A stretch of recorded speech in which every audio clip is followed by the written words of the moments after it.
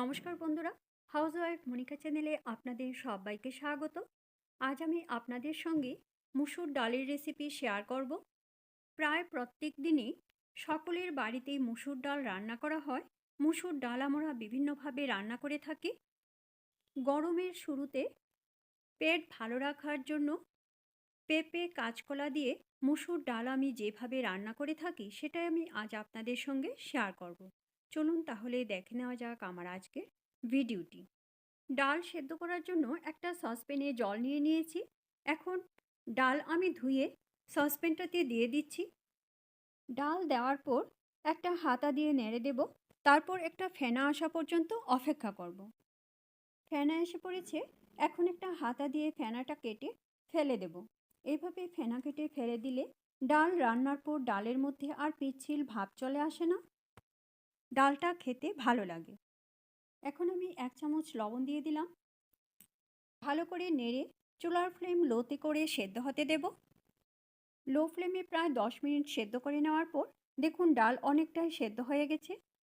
আর একটু সেদ্ধ হবে, তাই আমি এই পর্যায়ে দিয়ে দিচ্ছি পেঁপেগুলি একটু পাতলা করে কেটে খুব ভালো করে ধুয়ে নিয়েছি। দিয়ে দিচ্ছি 1/4 চামচ হলুদ গুঁড়ো। হলুদ দেওয়ার পর ভালো করে নেড়ে ডালের সঙ্গে মিশিয়ে দেব। এখন ডাল আর পেঁপে একসঙ্গে সেদ্ধ হয়ে যাবে।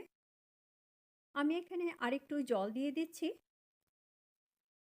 পরিমাণ মতো জল দেওয়ার পর দিয়ে দিলাম 2টো চেরা কাঁচা লঙ্কা। এখন চুলার ফ্লেমটা লো টু মিডিয়ামে করে পেঁপে আর ডাল সেদ্ধ হতে দেব। পেঁপেগুলি যখন 50%-এর মতো সেদ্ধ হয়ে যাবে তখন আমি এর মধ্যে কাঁচকলা দিয়ে দেব।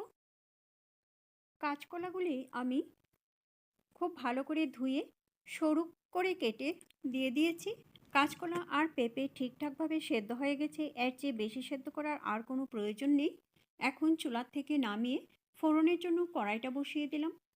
কড়াই ভালো করে গরম করে নিয়ে দিয়ে দিলাম সরিষার তেল। তেল গরম করে এর মধ্যে দিয়ে দিলাম 2টো শুকনো লঙ্কা আর একটা ফাটিয়ে নেওয়া তেজপাতা।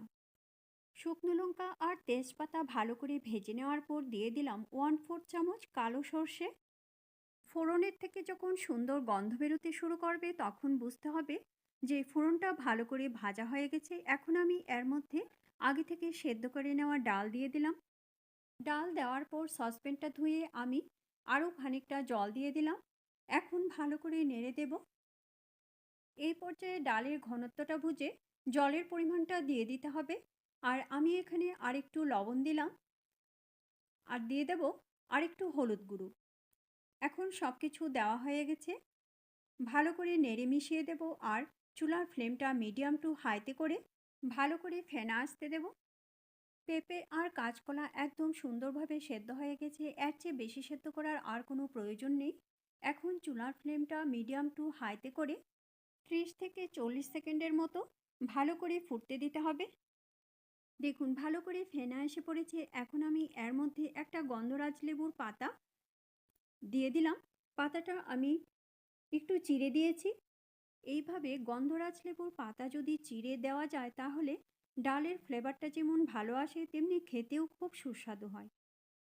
পাতা দেওয়ার পর ভালো করে একটা ফেনা আসতে দেব। তারপর চুলার ফ্লেম বন্ধ করে সার্ভ করব।